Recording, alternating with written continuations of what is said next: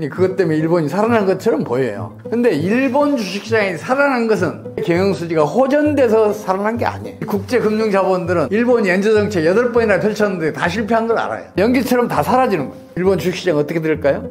붕괴될 수도 있어요. 처참하게 붕괴될 수도 있어요. 이게 반토막 날 수도 있고, 그게 지금 일본 경제의 가장 큰 문제점이에요. 우리 경제가 이미 일본 경기를 따라잡았어요. 2023년도 1인당 국민소득이 일본보다 더 많아요. 2년 전에 이미 따라잡았어요. 그게 이제 앞으로가 문제인데, 앞으로 보면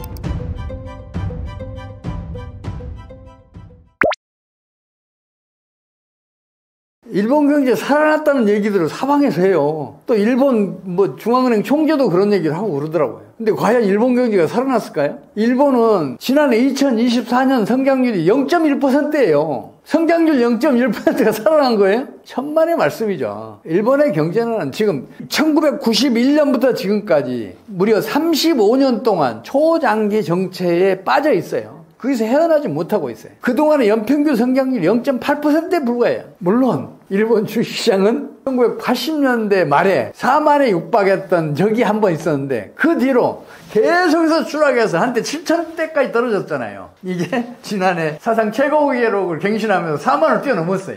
이게 그것 때문에 일본 경제가 살아났다고 전부 다 환호를 했었고, 일본 주식 투자하는 사람들 행복했겠죠. 그것 때문에 일본이 살아난 것처럼 보여요. 근데 일본 주식시장이 살아난 것은 일본의 기업들의 경영수지가 호전돼서 살아난 게 아니에요. 엔캐리 자금 때문에. 엔캐리 자금은 설명이 좀 필요해요. 엔캐리 자금이 뭐냐면, 국제금융자본들이 일본은 지금 기준금리가 0.25%예요.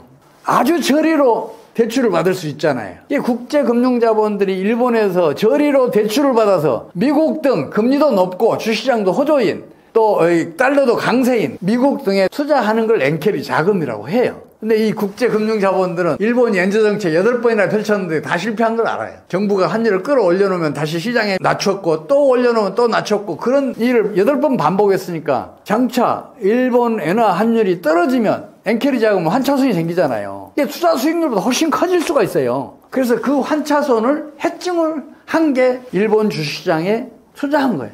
엔캐리 자금만큼 일본 주식시장에 투자를 했단 말이에요. 일본 주식시장에 투자한 금융자본은 환율이 떨어지면 환차익이 생겨요. 외국에 투자했던 엔캐리 자금이 그쪽은 환차손이 생기는데, 이게 서로 상쇄시킬 수 있잖아요. 그래서 이걸 해증을 했어요. 그런데 만약에 환율이 진짜로 떨어지게 되면, 그러면 엔캐리 자금과 일본 주식시장에 투자한 자금이 서로 청산이 이루어져요. 바로 청산이 이루어지면서 연기처럼 다 사라지는 거예요. 그렇게 되면 일본 주식시장 어떻게 될까요? 붕괴될 수도 있어요. 처참하게 붕괴될 수도 있어요. 지금도 여전히 이 높은 수준을 유지하고 있는데, 이게 반토막 날 수도 있고, 그것보다 더 훨씬 더 붕괴될 수도 있어요. 그게 지금 일본 경제의 가장 큰 문제점이에요. 일본 경상수지 흑자가 2024년도에도 전년도보다 30%나 증가했어요. 따라서 일본 환율은 떨어지는 것이 정상이에요. 근데 일본 정부가 강력한 환율 방어 정책을 펼쳐서 지금 엔화 환율이 달러당 한때 160엔대를 돌파한 적이 있어요. 그럼에도 불구하고 일본의 경기 부재는 더욱 심화됐고, 여기에 따라서 고환율 정책의 힘은 점점 약해졌어요. 정책의 힘이 약해지니까 상대적으로 시장의 힘이 강해지면서 지금은 일본 엔화 환율이 달러당 140엔대로 떨어져 있어요. 앞으로는 더 떨어질 것 같아요. 저는 그렇게 보고 있어요.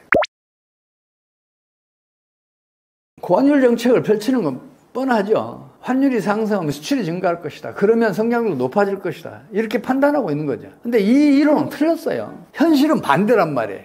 경상수지가 만성적인 흑자인 경우에는 환율이 상승하면 수출은 반드시 줄어왔어요. 근데 이 사실을 받아들이려고 하질 않아요. 일본도 경제정책 당국자들이 자만심, 자신감이 지나치게 강해요. 나는 틀리지 않는다. 이런 확신을 가지고 있는 것 같아요. 그러니까 고환율 정책을 자꾸 펼치는 거예요. 지금까지 8차례나 고환율 정책을 펼쳤는데 단 한 번도 일본 경제를 못 살려냈으면 거기에 반성이 있어야 되는데, 지나친 자만심? 이런 게 그 반성을 못하게 하는 것 같아요. 물론 그것도 있지만 이것은 일본 관료들이 무능 아니에요. 경제 이론이 무능해서 그래요. 경제 이론은 환율이 상승하면 수출이 증가한다고 가르쳐요. 그러니까 그 고환율 정책을 펼치고 있는 거예요. 고환율 정책을 펼치기 위해서 일본은 그 거대한 경상수지 흑자를 해외 투자라는 이름으로 즉각 해외로 유출시키고 있어요.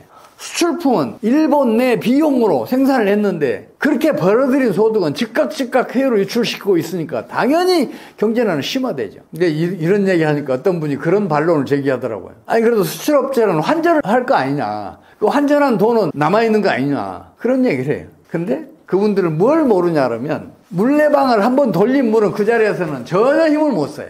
경작에 그런 운동에너지 개념이 없어요. 그러니까 경상수 흑자가 즉각 해외로 유출되더라도 그걸 환전한 돈은 일본에 남아있으니까 경기에는 부정적인 영향을 끼치지 않는다고 보고 있어요. 물레방을 한번 돌린 물은 그 현장에서는 전혀 힘이 없다니까요. 경제를 돌리는 힘이 없어요. 운동에너지 개념을 정확하게 이해해야 제가 말씀드린 것을 이해할 수 있는데 경제학에는 그 개념조차가 없어요. 우리 경제가 이미 일본 경기를 따라잡았어요. 2023년도 1인당 국민소득이 일본보다 더 많아요. 2년 전에 이미 따라잡았어요. 그 이제 앞으로가 문제인데 앞으로 그럼 일본 경제가 한국 경제를 다시 따라잡을 수 있냐? 저는 거기에 대해서도 부정적이에요.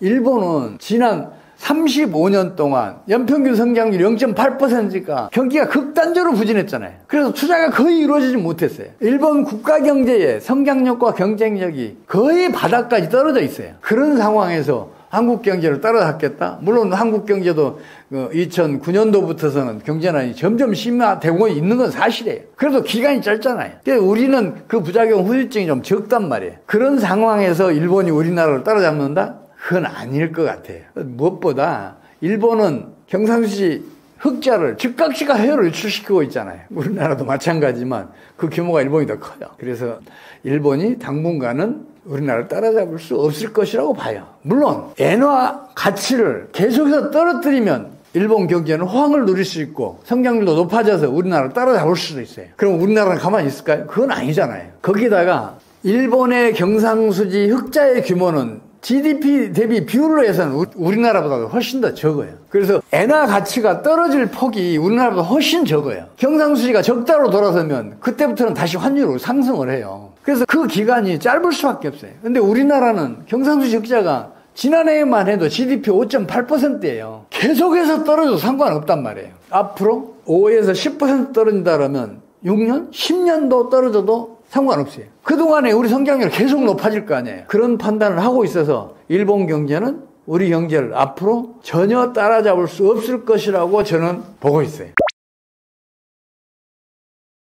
여러분과 이렇게 뵙게 돼서 저로서는 영광입니다. 나이가 많다 보니까 젊은 사람들이 저한테 얘기를 안 걸어줘요. 제가 얘기로도 슬슬 피해요. 그런데 여기 와서 이렇게 좋은 얘기를 하고 있으니까 저도 기쁘고 또 젊어진 것 같아서 좋아요. 제가 여러분께 꼭 부탁드리고 싶은 얘기가 하나 있습니다. 뭐냐면 사람은 자기 확증 편향이 있어요. 제가 여기에서 앞날이 어떻게 될 것이라고 아무리 목청을 높여서 여러분들에게 말씀을 드려도 여러분들이 그걸 믿더라도 행동에 옮기기는 쉽지 않아요. 근데 본인이 예측을 하게 되면 쉽게 행동에 옮겨요. 거의 반드시 행동에 옮겨요. 그래서 여러분들도 앞으로 세계 경제 어디로 갈지, 과연 금융위기가 터질지 아닐지 이걸 스스로 예측할 수 있었으면 좋겠어요. 제가 지난해 초에 경제 병리학이라는 책을 이렇게 발간했는데 여기에는 금융위기가 필연적으로 반복될 수밖에 없는 경제 원리들을 여기에 실어놨어요. 그래서 이 경제 원리들을 여러분들이 좀 섭렵을 하시면 여러분 스스로 금융위기나 다른 경제 위기를 예측할 수 있게 되지 않을까 저는 그렇게 기대하고 있어요. 거기에다 이 책에는 경제 병리학의 주요 임상 사례들을 거의 다 자세하게 써놨어요. 그래서